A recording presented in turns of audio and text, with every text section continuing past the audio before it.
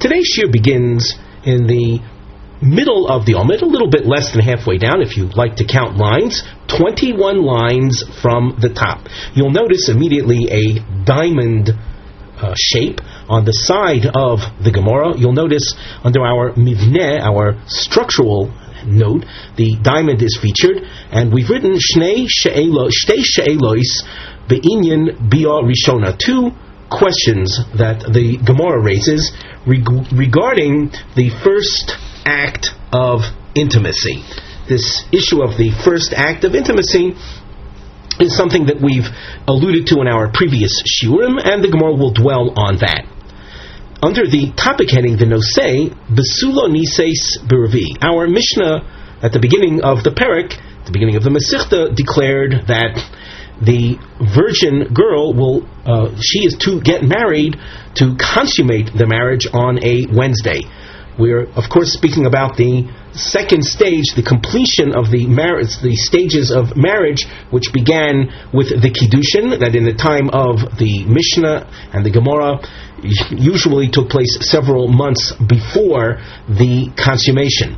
So we're talking about the Nisuin, and the Nisuin is to take place, according to the Mishnah, on Revi. Revi means Wednesday. And we must emphasize, as we go through the Gemara, everyone should be aware that Jewish calendar dates and times are established by the onset of night. By Erev, Vayboker, the Pasuk says, the Yom Rishon, so that a day is established begins with the night, and it ends with the setting of the sun the following day.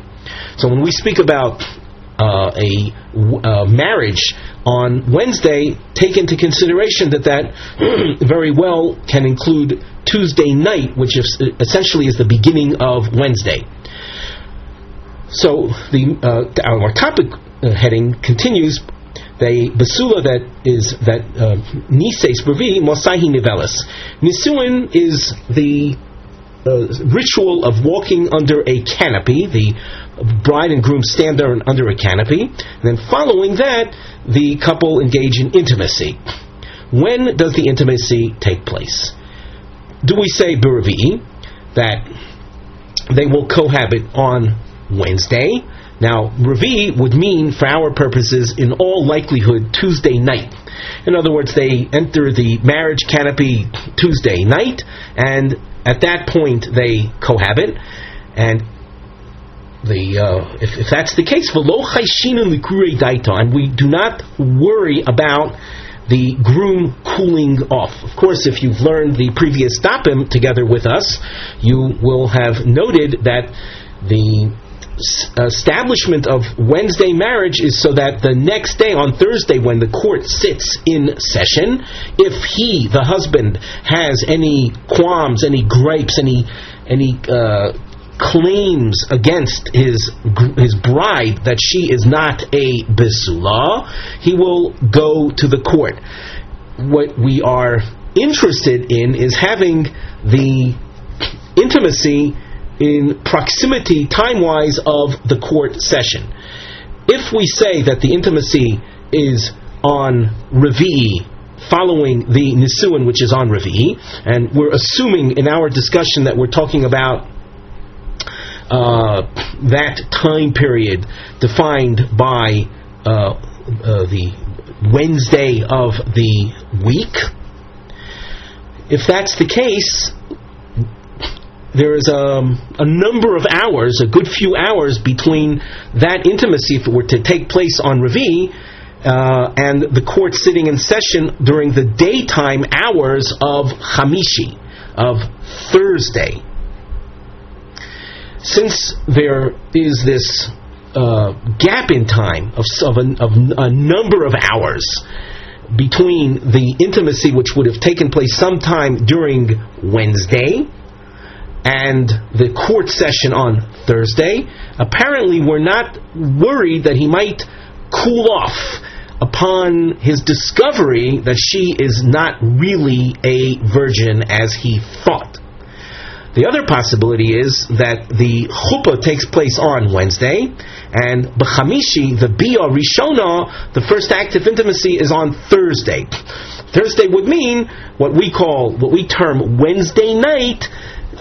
Any time between the onset of Thursday, beginning at sundown of Wednesday night till Thursday morning, that is when the Bia Rishona would take place. And if that's the case, that would indicate to us that we are concerned, we're concerned that otherwise he may cool off.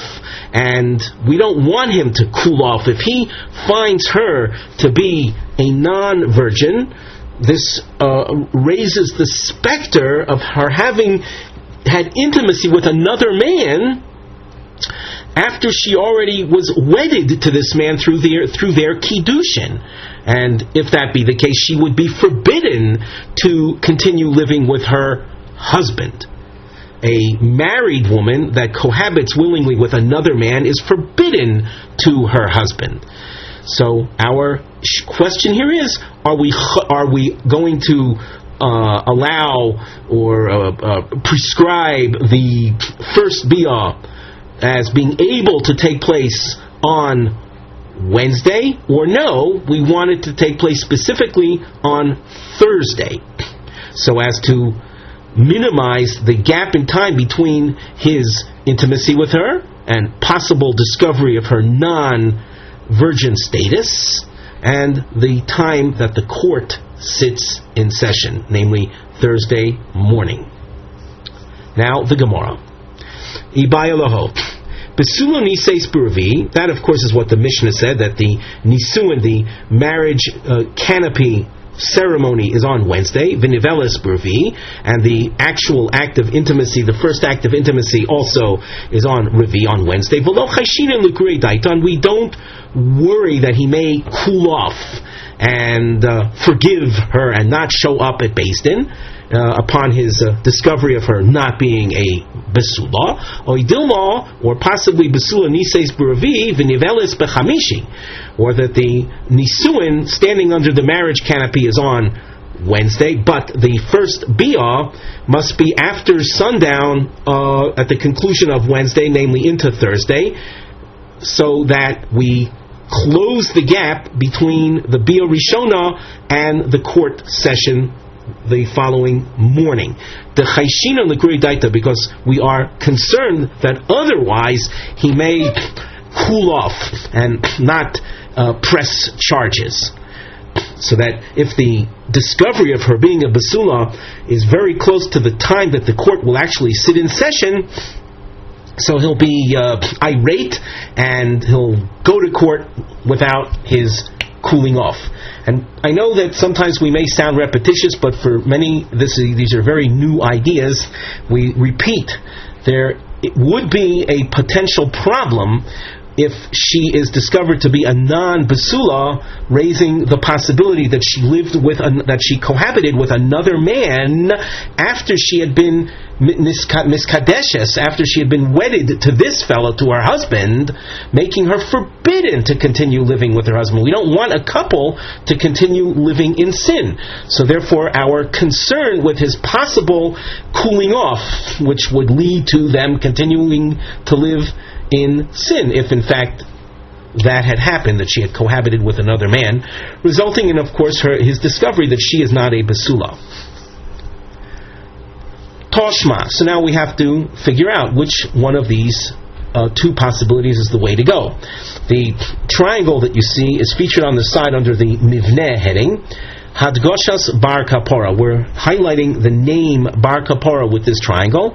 We tell you that you can look at Rashi Dibor HaMaschil Gedolim.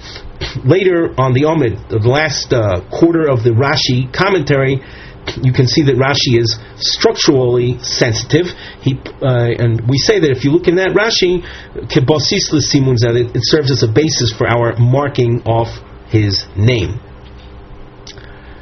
So now the Gemara. Toshma de Toni Bar Kapora. Bar Kapora teaches the following Tanaic source. Besula niseis b'rvi v'nivelis b'chamishi. Notice how we've dashed, underlined nivelis b'chamishi. The Besula marries or enters the canopy, the chuppah, on Wednesday, and the Bia Rishona, the first intimacy, is on Thursday. Hoyel v'nemra boy bracha l'dogim. Since in the section of the Torah dealing with the days of creation, the fish were created and blessed in mass fructification, multiplication on Thursday, fifth day of creation. Almona nises b'chamishi v'nevelas b'shishi. A widow, if she wants to remarry, she marries on Thursday, and the bia with her husband is on Friday. Hoyel v'nemra boy bracha l'adam. The significance of Friday is that that's the day that man was created and blessed by the Almighty. Now, we, having read this source, we infer as follows: Taimo mishum bracha.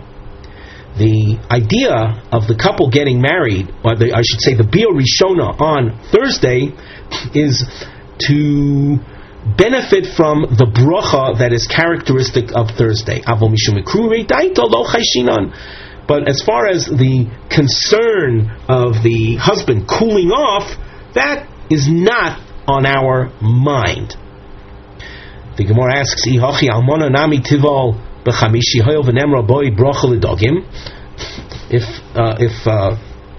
what appears to be of paramount concern is the Thursday blessing factor of the fish, why not have the almona also have the bia that she consummates her marriage with her husband on Thursday as well? Two answers to that. One, bracha di adam adifalei. The bracha of man on Friday is a greater concern. V'inami mishum shaktu. Another reason for the almona and bia rishona on Friday is because of the shaktu consideration, which the Gemara will explain immediately. But before we go on with the Gemara, let us glance at the Rashi on the in the middle of the Rashi commentary. Taimo mishum bracha. We said that the Basula does bia on Thursday because of bracha. Avoman delo kopeda bracha. One who, for whatever reason, is not insistent on benefiting from that particular blessing. Mishum ikri daita loy chayshinon mishum hai purta. As far as the concern that the husband might cool off and be forgiving, that we are not worried about. Because of, in other words, in that small extended span of time, we're confident that he will remain sufficiently perturbed in order to motivate him to go to Beis Din. The next Rashi, bracha d'adam adifalei, umiu b'shishi lo tinosei besula. It's true that the blessing granted to man on Friday is greater than the blessing granted to fish, but that should not motivate us to have the basula have bia on the Friday, because the bisman oroch ad sheni b'Shabbos. When is the next time the court will sit in session? On Monday. That's a long period of time. The asu dayone, that on the sheni b'Shabbos means Monday. That's when the judges come. There we are concerned with the cooling off. But from that small increase in time, that would be the case if the bia is on Wednesday till Thursday. The fear of cooling off is not of concern to us. We continue now in the discussion concerning the almona. We gave two reasons why the almona is nivelas b'shishi. It goes without saying, maybe I'm just saying the obvious, but the whole concern with the discovery of of a woman being a non-virgin obviously is not applicable to an almona. An almona is a widow; she was already married to another man.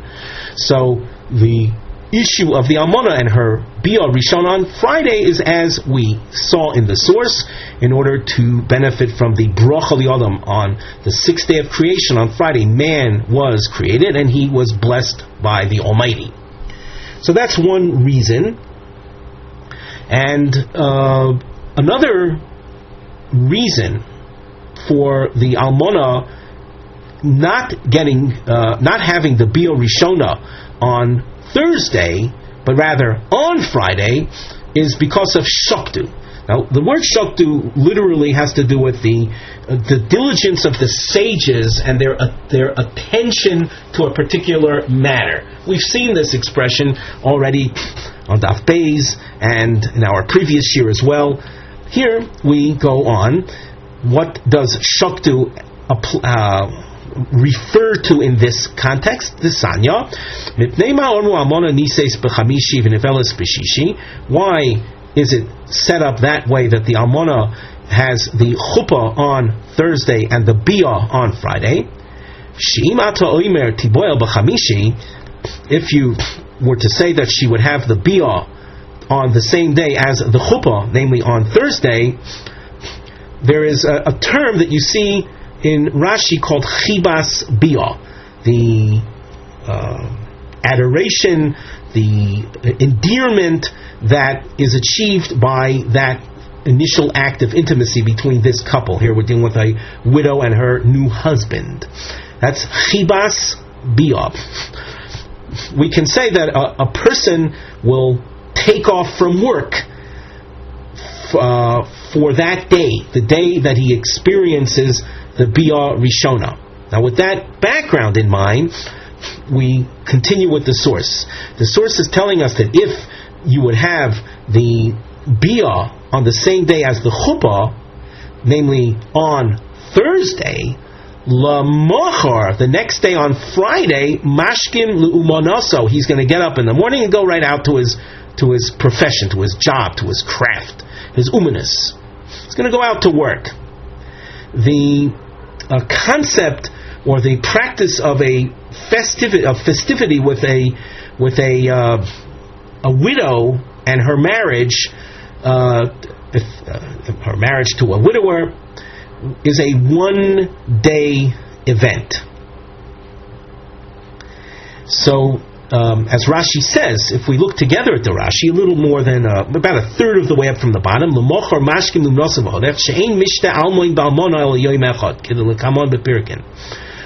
mishta, the festive meal celebrating the marriage of a widower with a widow, is a one-day event.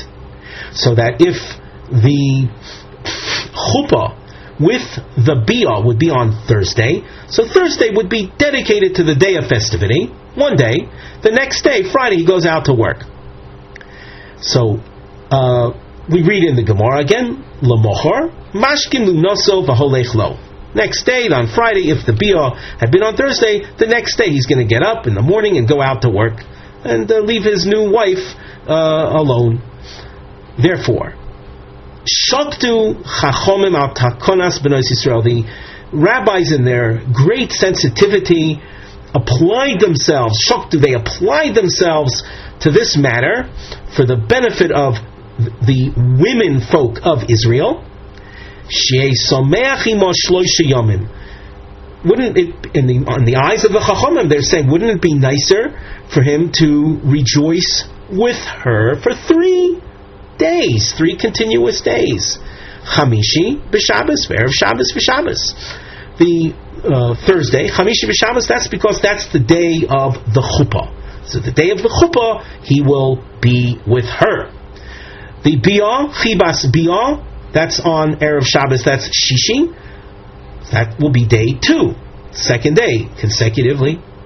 And Shabbos, after Friday comes Shabbos, and obviously he doesn't go to work. So we've accomplished our goal, the rabbinic sensitivity to the welfare of the Jewish woman. We want her to be happy and content with her new husband. So we afford her with his presence 3 consecutive days. And that's achieved by making sure, by insisting that the Bia Rishona is on Friday and not on Thursday. Now we've given 2 reasons, and both of them are sanctioned by Tanaic sources, for Bia Rishona on Friday, in the case of the Almona? What the two reasons being the bracha of man, and shaktu, this idea of having the 3 consecutive days of their being together. What practical, or what case could we show in which we would see a difference between these two reasons? A point of difference would be Adam Botel, a person that doesn't have any work to go to, a person who is Botel, who is unemployed, an unemployed individual. Well, if he's unemployed, then we don't have to insist on his having the Bia Rishona specifically on Friday. He can have it on Thursday. The next morning, Friday, he's not going to get up and go out to work. He'll be with her anyway. However, if the concern is the bracha is only on Friday. So we would, for an Adam Batel, if our concern is bracha, we would nevertheless insist on his Bia Rishona with her to be on Friday. If the concern was shaktu, we could allow the Adam Batel to have his Bia Rishona on Thursday. Inami, another case where the difference is apparent, Yom Tov Shechalios Be'erev Shabbos, where a holiday begins on a Friday. If a holiday begins on a Friday, so if our concern is shaktu, so we can say that the Bia Rishona in such a case can be on Thursday. The next day, Friday, he's not running off to work anyway, so he's going to be with her anyway. However, if our concern is the benefit from the bracha of Adam, even though the Friday is a day he's going to be home anyway, we would want to have their Bia Rishona on Friday, not on Thursday, so that he could benefit, so that couple can benefit from the bracha li Adam, which is Friday related. As you can see, there's a bracketed section, and notice the length of it by using your bracket length indicator. This takes us all the way down, Omid Beis, till the next diamond, a little less than halfway down Omid Beis. That having been said, let us glance at the note on the side. Toch Sograyim Elu Muvoyim Divrei Agoda. Within this bracketed section, there is an Agadic passage. After the bracketed section, the Gemara goes back and resumes the questions regarding Bia Rishona, the first act of intimacy. So, being that the structure hopefully is clear, we focus now on the Gemara text, but before doing so, we glance at the side where we have the nosei, the topic heading, in which we've written Droshas Bar Kapora. We'll see Bar Kapora teaching the following: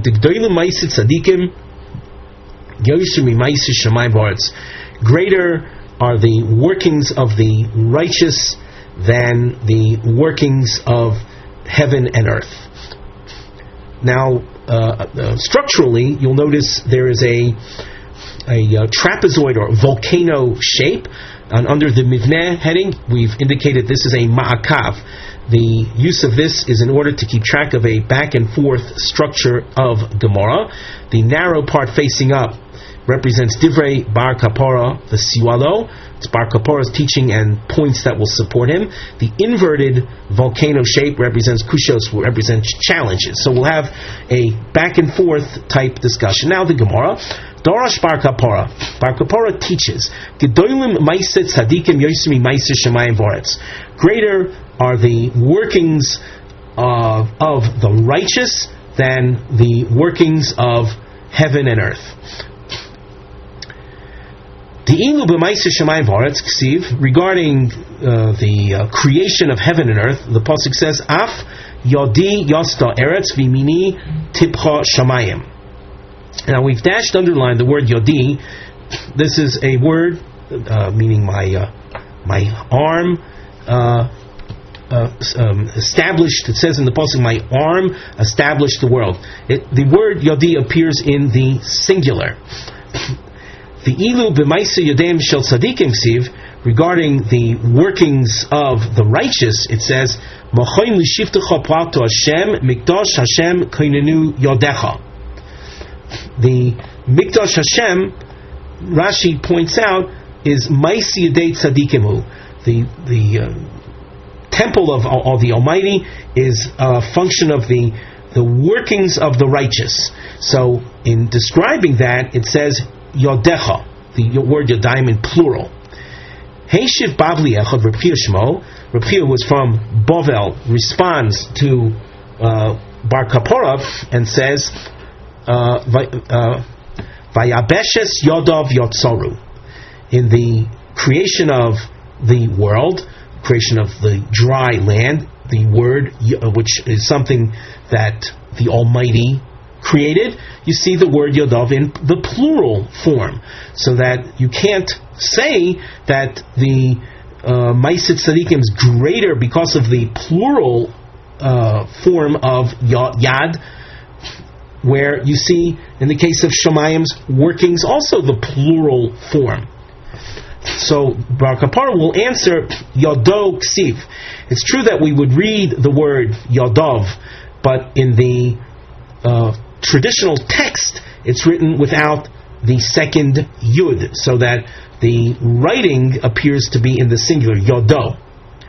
V'hoksiv, but does it not say in that very same pasuk Yotzaru? Yotzaru means formed, and that's in the plural form. Omarav Nachman Bar Yitzchak, so Rav Nachman answers Yotzaru etzba'oisav. The plural form is not going on the arm; it's going on the fingers that are attached to the hand. So etzba'osav, the fingers are referred to by this plural form. Kedichtiv, as the pasuk says, Ki era shomecha ma'aseh etzba'osecha yarev chavim asher koinanta. So that the fingers of the Almighty, so to speak, Kiviyachol, are also participant in the creation process, as this pasuk indicates. So the pluralness in Yotzaru is a reference to the fingers. But as far as the workings of the Yad, of the hand, with regard to the Maisit Tzadikim, you see their workings, their accomplishments in the plural form, as opposed to Shamayim Voretz in the singular form. Meisvei, HaShamayim Misaprim Kavoid Keil, Umaise Yodov Magid Orakia. The pasuk indicates that the heavens tell forth the honor of the Almighty, and the firmament reveals the workings of His hands, of the Almighty's hands. And here you see again the reference to hands in the plural form. And it would seem to be the workings of the Almighty in creating the firmament. The Gemara responds that Yodov in this pasuk is not a reference to the workings of Hashem.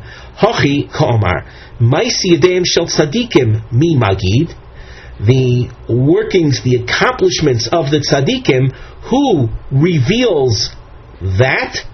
Horokia, the firmament, umayniu, and through what means does the firmament reveal the workings of the tzadikim? Motar, through rainfall. When rain comes, and rain, of course, is beneficial to the world, it comes as a result of the workings of the pious.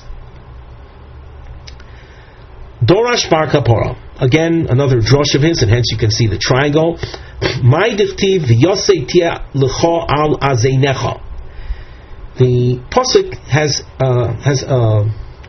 literal value, where it refers to a shovel implement that's attached to arms for the soldiers in battle to be able to dig for, we'll say, for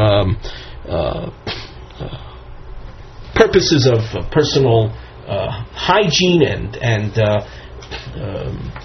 when facilities are needed in the open areas during battle, so they can dig a hole for covering their waste. That's as far as the simple meaning of the pasuk. However, Bar Kapora's drasha is Al Tikri Azeinecha, don't read the pasuk, as Torah, as you know, doesn't have vowels in it, so there's a room for multiple readings of different words. In this case, don't read it as azeinecha, referring to arms, weapons, elo al oznecha, ears, one's ears. And the yosei tialucha azeinecha, yosei is a peg. And in this case, the peg, you'll see very shortly in the Gemara, is a reference to one's fingers. The Gemara continues. She'im yishma adam davar she'eino hogen. If a person hears unfavorable speech, the Gemara continues at the top of Omid Beis. Yaniach etzba'oi bi'oznav. He has the opportunity to put his finger in his ears, so that the pasuk is telling us, is referring to measures a person can take to protect himself from hearing improper speech, lashon hara, foul language, etc. V'hainu dam Rav Ozer, and it's based on this that we have Rav Ozer's teaching. There's a bracketed section that we have here, which following which we have we'll say the final version, or the accurate version of what Rav Ozer says. Within this bracketed section, the Gemara debates as to what is Rav Ozer trying to say. So first we'll skip these four lines of Gemara. What does Rav Ozer teach that complements Bar Kapora? Matam mishupos kisedos. Why is it that the fingers of a person are shaped like pegs, like stakes? A stake or a peg will have tapers to a point, a narrow point, and widens further up. So too, a person's fingers are shaped like that.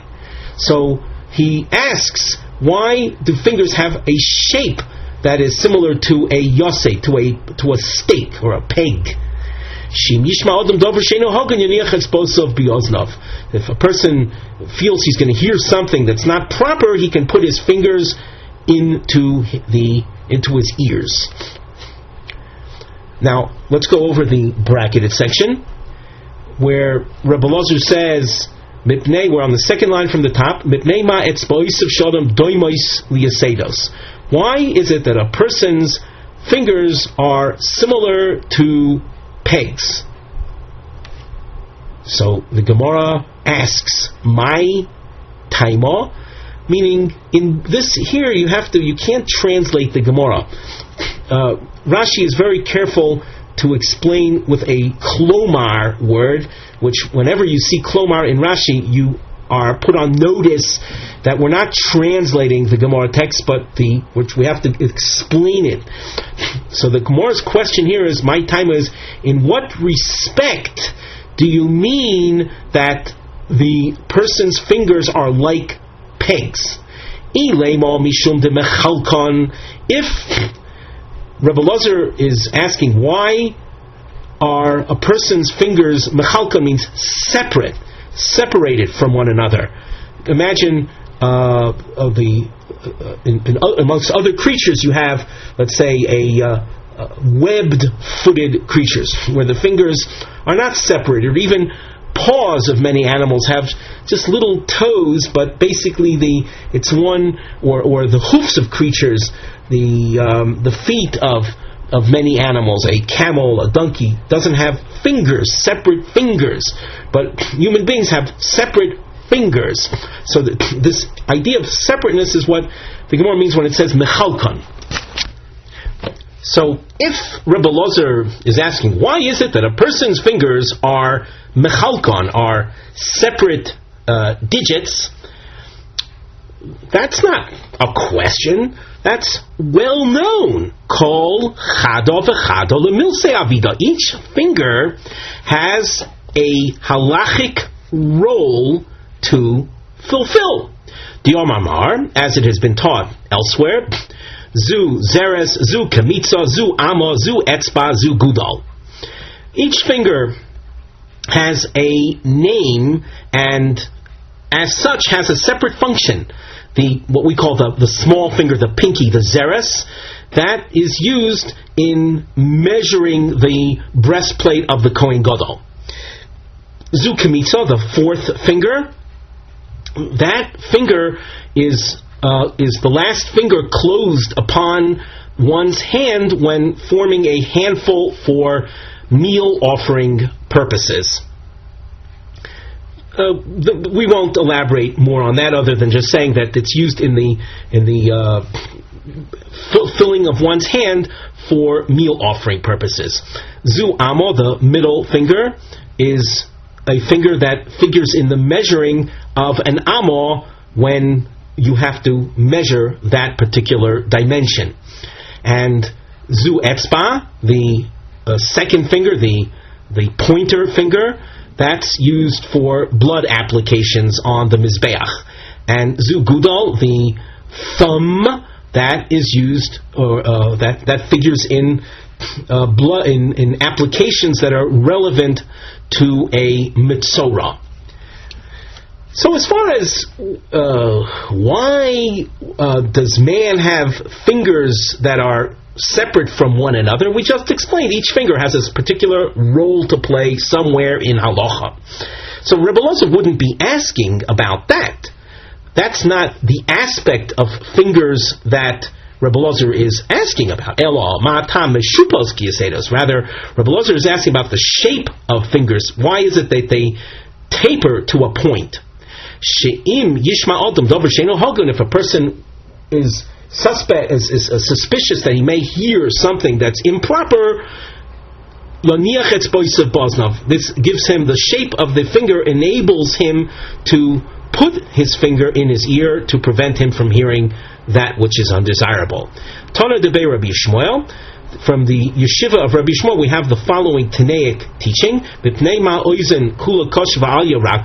why is it that a person's ear is mostly cartilage?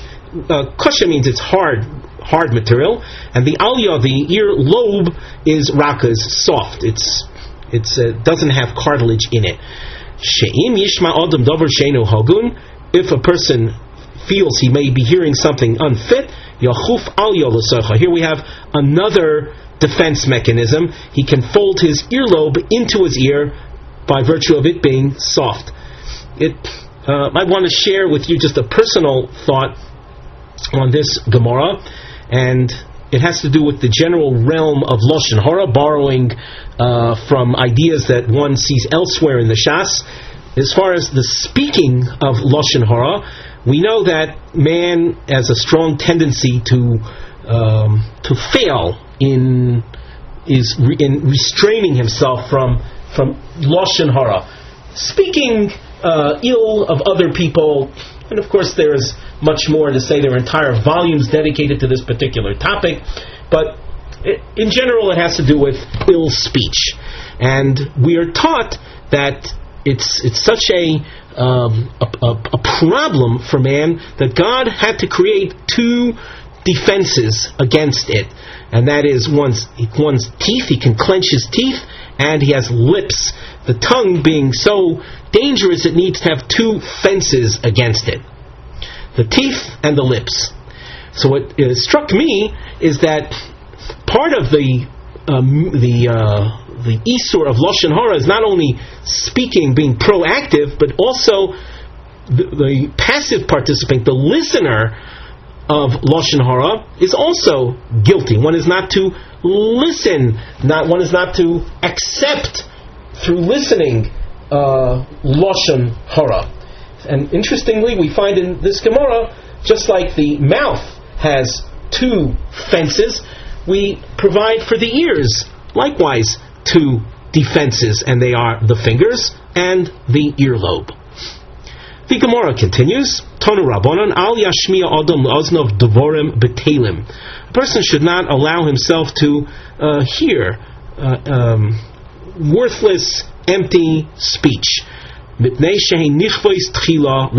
The ears are the first to pay for a person's sins. Nichveis means has to do with burning, and if we imagine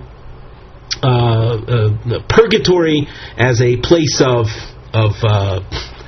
we'll say cleansing of sins, so the ears are the first to be burnt or pay for that. The Rashi says, "Nichveis tchila levorim rakos v'dakos." They're soft. The ears are soft and thin. Lichvois mikulam. And as a result of that, they will burn more easily than all the rest of one's limbs. Here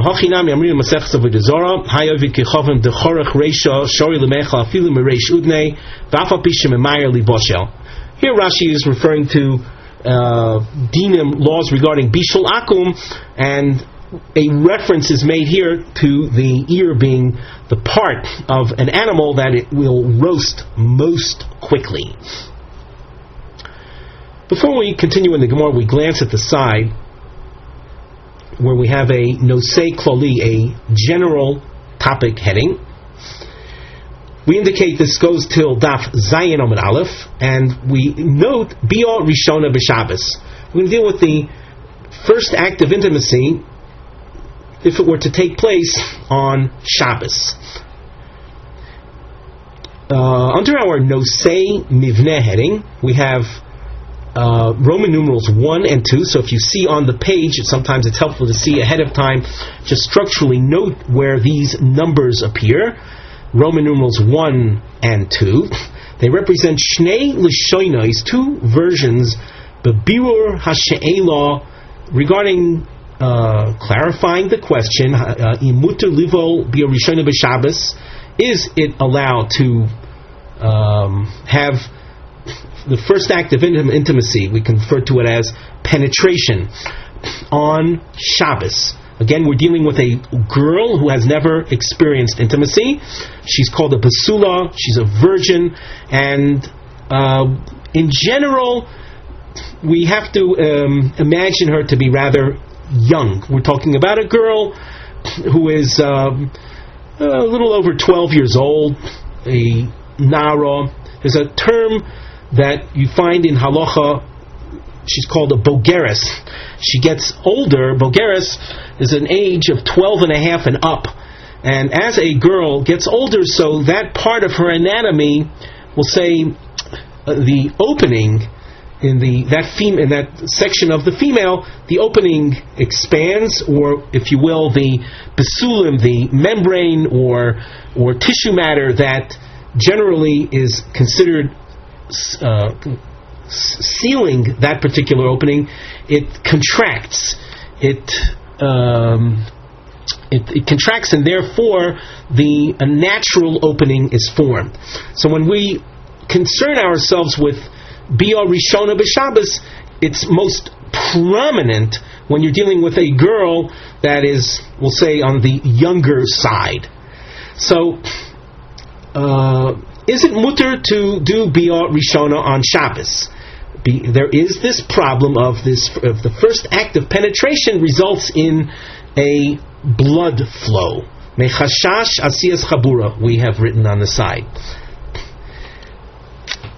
Yesh lo'ir, it's important to point out, the b'chol shlav shel shnei halishnois, in each stage of these questions, of this analysis, we have Roman numeral 1 and Roman numeral 2. So within each number there are stages. So at each stage of these two versions, HaGemara Tatziv Siba, the Gemara will present reasons, either to be restrictive or to be lenient and allow the Bia Rishon on Shabbos. And it will do so b'derech imtim tzaloma. This is a form of Gemara analysis. Imtim tzaloma means, and if you decide to say such and such, then what will you say under the following conditions? Umiyad achar kach, and immediately afterwards, Tavarer, the Gemara will then clarify, Shulai Adayin Nitan Lomar Hefech. the Gemara will then say, even if you say a particular reason in one direction, there is still room to say the opposite. L'moshel, example. Here we're citing an example that we'll see in the Gemara. In Timtza Lomar, Dam Mifkad Pokid, if you say that the blood in that part of the female anatomy is Mifkad Pokid, that's a situation where the blood is not absorbed into the tissue matter, but rather it's stored separate from the tissue matter. If you will, you can imagine just by way of analogy, a person who develops, let's say, a swelling in which there is pus that is formed. So there is the skin rises and it forms a type of bubble, and within the bubble you have pus. That liquid we could describe as mifkad pokid. It's not absorbed into the skin, it's covered, surrounded by skin, but the liquid there is separate. That's we'll call an extreme form of mifkad pokid.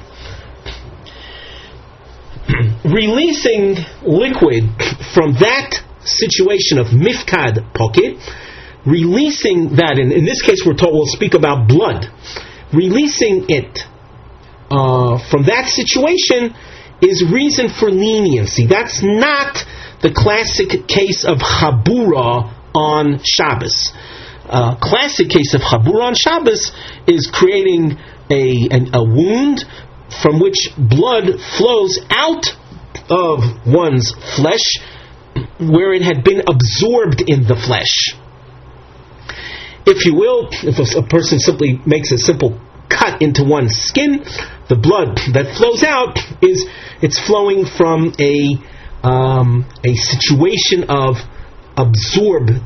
being absorbed, not mifkad pocket. But the dam besulim that we're referring to, the blood of the besulim, the blood of virginity, if you will, the blood of that particular spot in the female anatomy, might be described as mifkad pocket. Now, if you say that, and we continue in our note on the side, superficially, that would appear to be a reason for being lenient, to allow the Biyah Rishon on Shabbos, on releasing blood from a non-absorbed situation. That should be reason for leniency. However, that's not the end of the story. Do you say, L'dam hu tzorech v'shor, that his interest is simply in releasing the blood? He's not interested in anything else. He wants to see the blood flow, which would indicate to him that she is a virgin, and you're releasing the blood from a non-prohibited situation, and therefore it would be all right. Or maybe he is interested in forming an opening in the girl. By removing the basulim, so an opening is formed. And that's what he is interested in accomplishing. And creating an opening in a person is considered like an act of construction, boineh. And that would be something prohibited. So that even if you describe the dam as mifkad pochid from the blood aspect of things, we could be lenient. Nevertheless, that doesn't mean you're home safe and will allow Biyah Rishon b'Shabbos, because the person's intention in doing that first act of intimacy might be to create a Pesach. And that is something that would be forbidden. So that even though we can show you, we can analyze, we'll say, start a direction of leniency, that doesn't mean that we're home safe and will allow things, because there are still further considerations, and that's what we'll be analyzing in the Gemara. There are two versions. So now, that having been said, we turn to the Gemara text, the diamond that you see a little less than halfway down, Ibayalaho. Ma'u livo b'tchila b'Shabbos. Can one do Biyah Rishona on Shabbos? Now, have we not in fact dealt with this earlier? So take a look at Rashi right across from here. Ma'u livo b'tchila. Number one, lo shmiya lahu hachmas nisa d'liel. The questioner in this Gemara did not hear the Tanaic source that we saw earlier, back on Daf Gimel, which said not to do Biur Rishon on Shabbos. Inami, Shmiya Lahu. Another possibility is that the questioner in this Gemara did hear of that source. Umibayla, when he's still asking halacha or ain't halacha, does the halacha follow that Tanaic source or not? So, that having been said, we continue in the Gemara. Mahu livo b'tchila b'Shabbos. Can the first act of intimacy with a besula take place on Shabbos? Dam mifkad pokid o chiburei michbar. Do we say that the blood is mifkad pokid? Rashi says mifkad pokid kamo pikodon, like an entrusted item. Konus v'omeid. It's gathered together and standing within the body. V'eino nivla b'doifnei rechem. It's not absorbed into the walls of the birth canal, of that orifice of the woman. Lios yitziyasei de chabura. If it were nivla, if it were absorbed, the method of release is called chabura, instilling an injury. Elo shapesach no'ul b'fanav u'poschen lo v'yotzei. Rather, if you say mifkad pocket, it's simply that the blood has accumulated in that part of the anatomy, and there's, in your mind, it's as if there's a door blocking it, and when you penetrate, when the man engages in that act of intimacy, he opens the door that's standing in front of the blood, and the blood flows out, not having been truly absorbed in the walls of the birth canal. So do we say that the dam is mifkad pokid, which would be reason for leniency, oy chabure michbar, or it's fully attached and absorbed into the skin of that part of the anatomy? The intim salomar dam mifkad pokid. If you say that the description of that particular blood is mifkad pokid, which, as we said before, that would lead you in the direction of leniency. However, we still have more to analyze. L'dam hu tzarach v'shari. Is his intention simply to release the blood? And that would be okay, because the dam itself is not absorbed. It's mifkad pokid. It's simply accumulated, stored there. O dilma, or possibly lepesach hu tzarach v'osir. Or do we say that he's interested in forming an opening? And that is forbidden. That is like boneh, and one of the forbidden activities on Shabbos known as construction, boneh. So that even if you say that the blood itself is in the mifkad pokid state, it doesn't mean Biur Rishona is going to be allowed on Shabbos, because his intention might be for creating an opening. The imtim salomar l'dam hu tzorach upesach memelo kosi. And if you say, well, this person's intention, the man's intention really is to just release the blood, and the door, the opening, that is, the pesach, the opening, it forms on its own. It develops, it's a byproduct, but it's not his intention. So does that mean it's mutter? Not yet, not necessarily. We still have to analyze. Halacha k'Rebbi Shimon domar dover shein meskavin muter, oy halacha k'Rebbi Yehuda domar dover shein meskavin oser. We still have to analyze. Now, we mentioned that the door is formed memela. It's formed without his specific intention. Memela means on its own. But a door is formed. Does the halacha follow Rebbi Shimon, who says that dover shein meskavin, something that's not intended? It's not that which you are focused on, and things like that. Even though the result is something that's forbidden, but it's not something you had intention for, and therefore it's okay if it happens on Shabbos. Or do we say that the halacha follows Rebbi Yehuda, that says when you have dover shein meskabin, when you have a result, though it be unintentional, it's still forbidden. Ve'im timtsalomar halacha Rebbi Yehuda. Now notice here, the im timtsalomar is taking a direction of stringency. If you say that we would in fact follow Rebbi Yehuda concerning this general principle of dover shein meskabin, so something that results without your intention, but nevertheless it would be forbidden, that's Rebbi Yehuda's approach. Does that mean then that we're going to prohibit the Biur Rishona because of the Yitziras Pesach that is Eino Miskabein, there's still room for possible leniency. And it's dependent on the following analysis. Makalkel hu eitzel ha-Pesach, oi misakein hu eitzel ha-Pesach. This formation of the opening, is it described as mekalkel? Literally a destructive act. You're ripping away skin. Is that how we describe it? And if we describe it as mekalkel, a destructive act, so that is not prohibited on Shabbos. The Torah prohibits constructive activities on Shabbos, not destructive activities.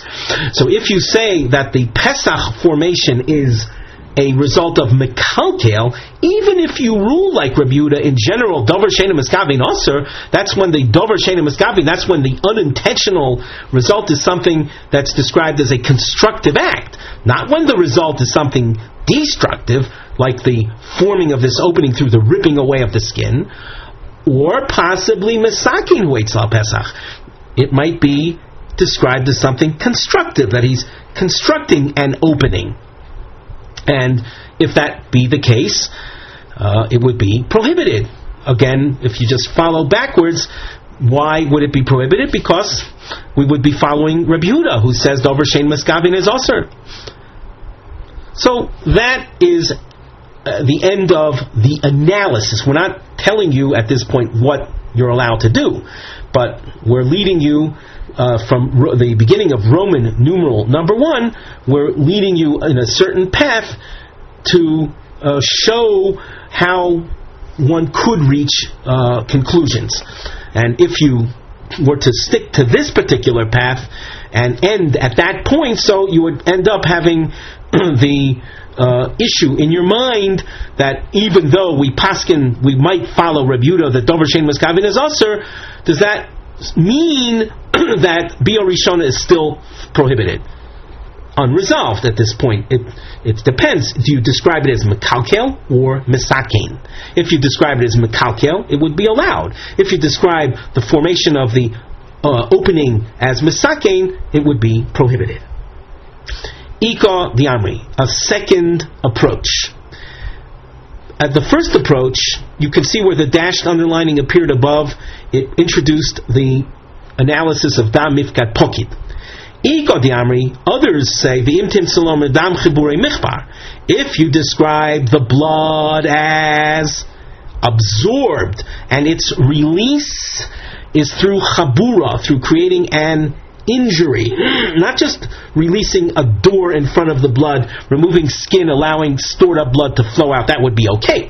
But if you say you're releasing the blood that's absorbed in the tissue matter, that's called chibure michbar.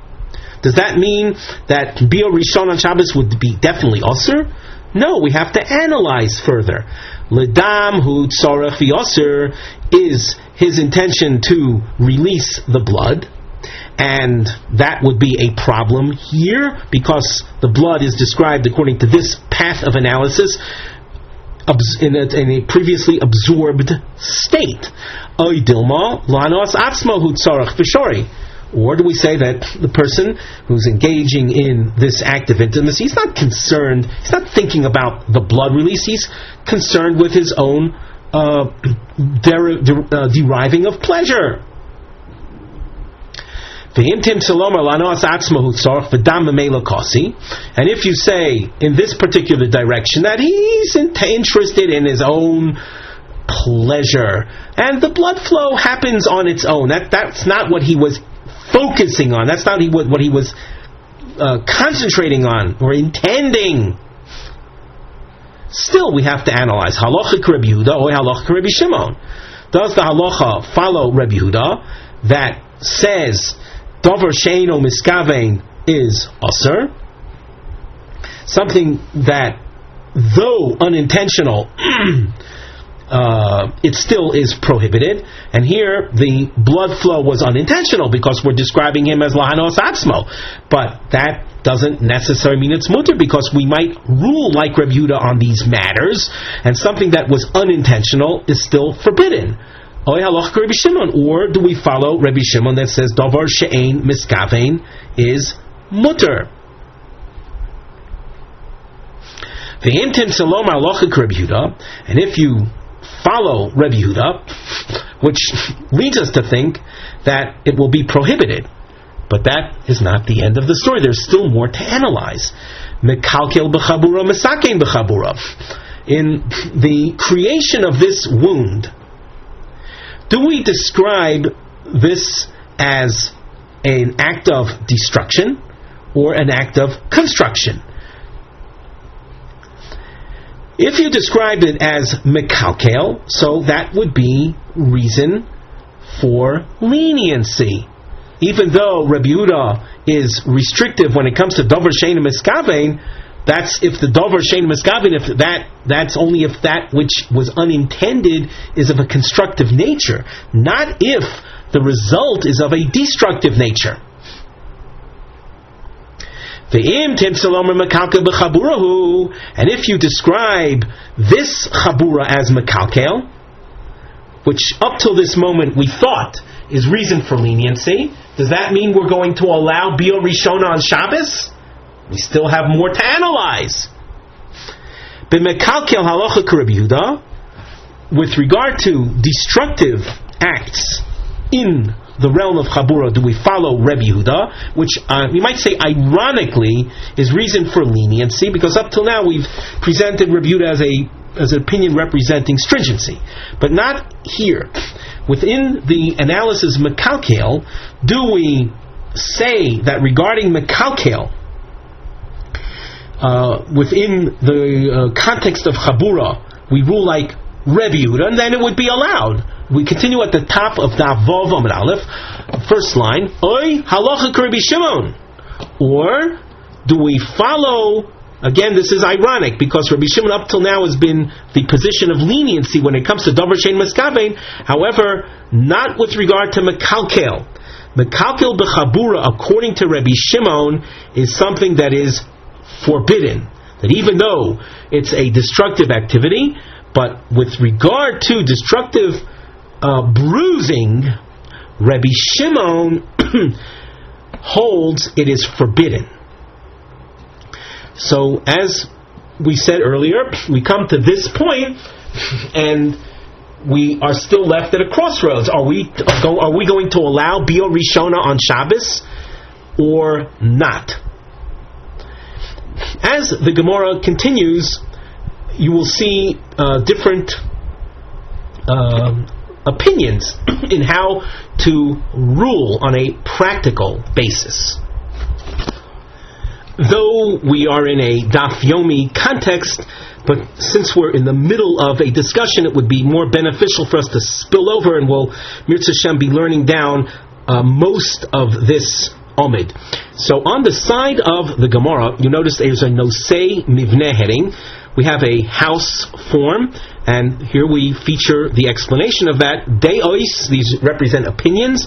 B'ma shesovrim Rav u'Shmuel, opinions as to what Rav and Shmuel hold. L'gabi Biur Rishona b'Shabbos. Are we going to allow? Here where the Gemara is dealing with practical halacha rulings. Shall we allow the first act of intimacy with a basula on Shabbos? The Gemara, Bebei Rav Amri, in the yeshiva of Rav, they say Rav Shori u'Shmuel Osar. So in Rav's yeshiva, they present Rav as being the lenient ruling and Shmuel as being the stringent, restrictive approach. Benardul Amri, Nardul is the name of a city in which there was a yeshiva there which was headed by Shmuel. So in Nardul it was taught Rav Osar u'Shmuel Shori. Notice the switch around. The Nahardol version is the opposite of the Bei Rav version. In Nahardol, in Shmuel's town, Shmuel is the lenient one. In Rav's yeshiva, Rav is presented as the lenient one. Rav Nachman bar Yitzchak v'Simonech, Rav Nachman provides a memory device, a siman, a way of, an easy way of remembering the respective versions. Eilu mekilin la'atzmon ve'eilu mekilin la'atzmon. Each one rules in such a way that they benefit from leniency. Which means, in Rav's yeshiva, their primary decisor, namely Rav, he's presented as the lenient one. And in Shmuel's community, their halachic decisor is Shmuel. So they present Shmuel as the lenient one. A new marking appears, a triangle, which you can see appears in two directions. This is featured on the side as a ma'akav, an attempt to keep track of a give and take type style. Biur mahu shitas Rav. Here we're going to focus on what is Rav's opinion. HaGemara makshi kushos, the Gemara will direct questions al hadeo shomer de Rav yatir biur rishon b'Shabbos. We saw, for example, in the yeshiva of Rav, they presented Rav as being matir, the first act of intimacy with the basula on Shabbos. And we're going to be raising the question, would Rav really have said that it's allowed? So, the Gemara. Notice we have a long question marking. The Rav Shori, would Rav really have allowed this? V'homa Rav Simi Bar Chizkiyo Mishmei de Rav. Now, we should point out that if Rav is going to be allowing this, that's tantamount to saying that Rav holds Dovar She'ein Miskave Mutter. Something that's unintentional, whether it be the creation of the opening or the blood flow, that it's unintentional. And something that's unintentional is mutter. So if you're going to say that Rav holds Dover Shein Maskavin is mutter, but has it not been taught in the name of Rav, Hai Misukraya de Nazaisa. Nazaisa are barrels of wine. Misukraya are pieces of cloth, rags that are stuffed into the opening of a barrel to keep it sealed shut. These let's say pieces of material, they get absorbed with wine. Let's say if you were to plug up a barrel of wine with this saturated rag, you would be in effect causing the absorbed wine in the rag to flow out. That's called Shlita, squeezing out. Shlita is told of dash. It's a subcategory of one of the prohibited malachas on Shabbos. For example, squeezing lemons, fresh lemons, on a lemon using a lemon squeezer device, or simply squeezing it out to get the juice. That's an isur of Shlita. Squeezing out wringing out a rag that's full of wine in it. Is what we're describing now. Hi, misukraya de nazaisa, the rags that are stuffed into the nazais, into the barrel openings. Also laduka b'yom tov. It's also to stuff it into the hole on Yom Tov. Why? Because there's a malacha of Shlita, which is forbidden. So, what do you see from here? That even though your intention is to stuff the barrel to keep the wine from flowing out, but unintentionally, you're also squeezing out the wine that's absorbed in the rag. That's a dover she'ein miskavein, and Rav says it's forbidden. So how can you present Rav as saying Biur Rishona b'Shabbos is allowed when that involves a dover she'ein miskavein? There's some resultant act, though you were not focused on it, but it's a forbidden act. So when you have a resultant forbidden act that you were not focusing on, nevertheless, it seems from here that Rav prohibits. So how can you present Rav as you did on the top line, saying that Biur Rishon on Shabbos would be allowed? The Gemara responds and says the case of Mesukrai de Nazaisa is a more severe problem. It presents a more severe problem than Biur Rishona b'Shabbos. Behahu, in the case of Mesukrai de Nazaisa, filu Rabbi Shimon mode. Even Rabbi Shimon, who is the author of the Dover Shein Miskave Mutter approach, even he, the lenient Rabbi Shimon, is restrictive. Why? In the case of Mesugrai, the Nezaisa is Rabbi Shimon restrictive. And by the way, if Rabbi Shimon is restrictive, Rabbi Yehuda is restrictive, of course you're going to have to aser it. Everyone would aser it. So that's why Rav put rules over there. And even Rabbi Shimon is restrictive there. The Abaye v'Rava, the Amri Travayu, both Abaye and Rava explain, Moide Rabbi Shimon b'psik reishei v'lo yomus. Rabbi Shimon concedes that when a forbidden result occurs, and that forbidden result was inevitable, in other words, there is no other way for the act to take place without the forbidden result being present, even Rabbi Shimon agrees. Literally, psik reishei is an example of someone who wants to provide his child with a toy. And before Fisher Price, you have Gemara Price and Gemara Toys. Amongst the Gemara Toys is a chicken head. And we're not talking about a plastic chicken head either. We're talking about a real, live / dead chicken. Can you imagine? And well, let's just point out that children actually enjoy playing with chicken heads. The word in the Gemara referring to that is reishei. Psik means to cut off. Can you imagine? Well, first of all, you should be aware that slaughtering animals or removing life breath from creatures is forbidden on Shabbos. Let's say a person had a child who is crying his head off because he doesn't have a toy to play with. And you have this very concerned parent figure who says, if I can only find a toy for my kid to keep him from crying, and lo and behold, he remembers he's got a chicken running around in his yard on Shabbos. He says, I'm going to snap off the chicken's head. I'll slaughter the chicken, but I'm not interested in killing the chicken. I'm interested in simply having a toy for my kid to play with. Well, everyone knows that there is no situation in reality of acquiring a chicken head, as of course a separate chicken head for your kid to play with, without also involving removal of life breath of that creature. So that's an example of an inevitable result, and this has become known throughout halacha by the term psik reishei. Some people might not even be familiar with the actual case that we just described in vivid terms, but it's a reference to an act, a forbidden act, a forbidden result whose achievement involves an inevitable violation or an inevitable prohibition. So regarding the chicken head, it's inevitable that there will be loss of life, namely the chicken's life, before you can get its head.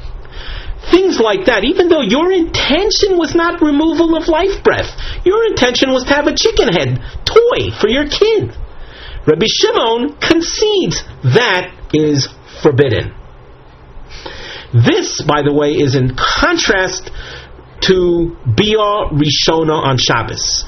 Or Bia Rishona, the act of intimacy with a virgin girl, the act of the male penetration, does not inevitably result in, let us say, a blood flow or in creating an opening. There's something called hatoya.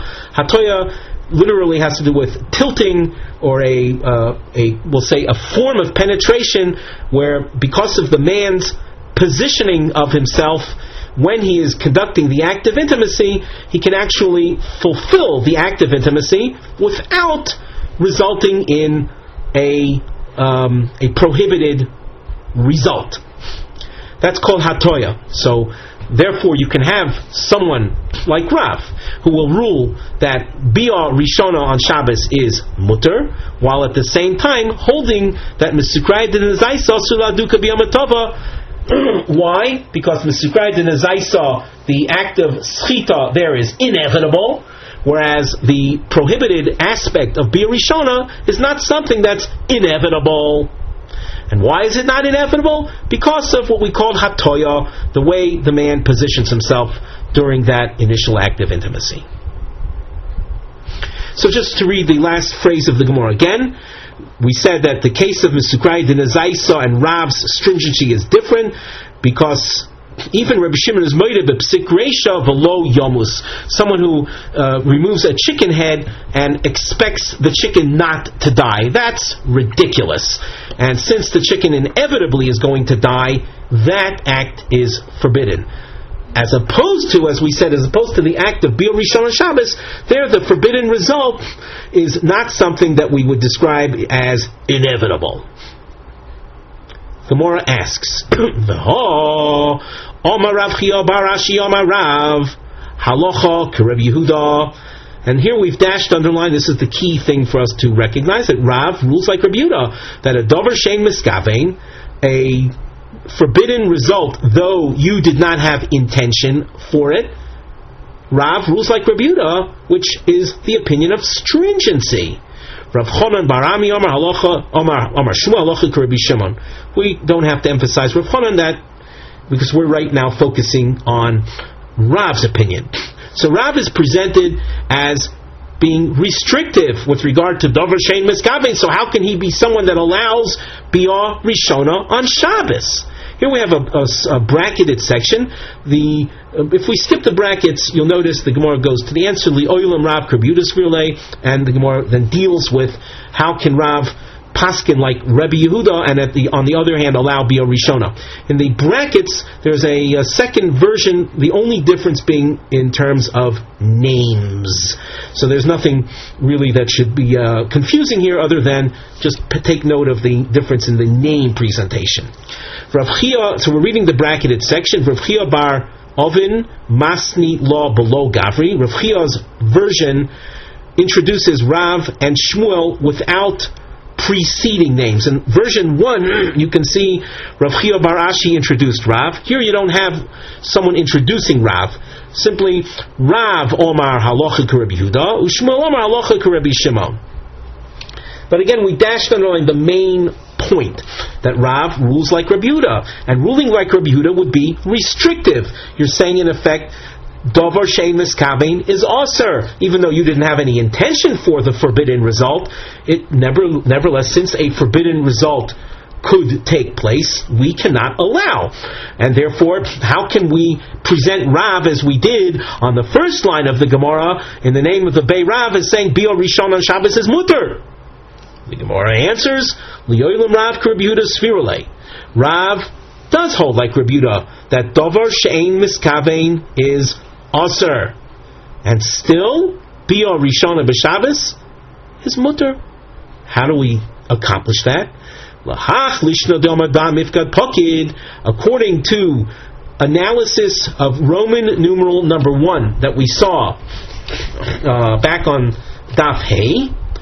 According to that first track of analysis that said that the blood is mifkad pokid, and the only problem would be concerning the formation of an opening, mekalkel hu eitzel pesach. That resultant opening is viewed as mekalkel. And when you have an act that's mekalkel, that's destructive in nature, even Rabbi Yehuda concedes that it is allowed. Lahach lishno diomar dam chibure mechbar. According to the second track of analysis that we saw back on Daf Hey, that described the blood as being absorbed into the skin, mekalkel b'chaburahu. The release of the blood in that case is called mekalkel, a destructive act, and Rav holds like Rabbi Yehuda that exempts when it comes to mekalkel b'chabura. So that either track you take will allow Rav to, on the one hand, hold Dover Shein Miskavein is also like Rabbi Yehuda, and at the same time preserve Rav's ruling that Bi'or Rishona b'Shabbos is allowed. Either because if you say the dam is mifkad pokid, nevertheless the resultant Pesach is makalkel, or even if you say the dam is chiburi michbar, the resultant chabura is an act of mekalkel. That Rav Yehuda, upon whom Rav is based, is in fact lenient. The continuation of the Gemara Mitzvah Hashem will pick up in our next shiur. But the point of the upcoming Gemara will be to present sources that's mashma, that it's mutter to do Bi'or Rishon on Shabbos, and this will present a problem then for that other opinion which ruled that Bi'or Rishon on Shabbos is forbidden. So Mitzvah Hashem, next time we'll provide again an introduction. We'll try to pick up from that point.